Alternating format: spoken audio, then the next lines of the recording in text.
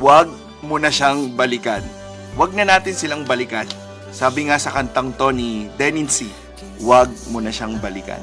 Alam mo, hindi ko maintindihan yung mga taong pilit pang binabalikan yung mga taong nang iwan sa kanila at nanakit. At hindi ko maintindihan yung mga taong gumagamit ng ibang tao para lang makalimutan yung mga ex nila. Alam nyo, kung mahal nyo pang isang tao, huwag na huwag kayong magmamahal ng iba. Hayaan nyo munang masanay yung sarili nyo na wala sila sa tabi nyo. Kasi naniniwala ako na it's really hard naman talaga to unlove someone.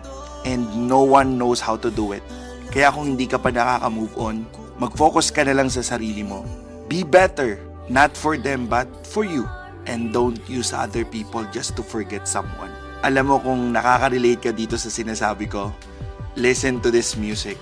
Ang title nito ay Huwag Mo Na Siyang Balikan. Pwede mo itong pakinggan sa YouTube at sa Spotify. I'm sure makaka-relate ka dito. Kaya sa'yo, huwag mo na siyang balikan.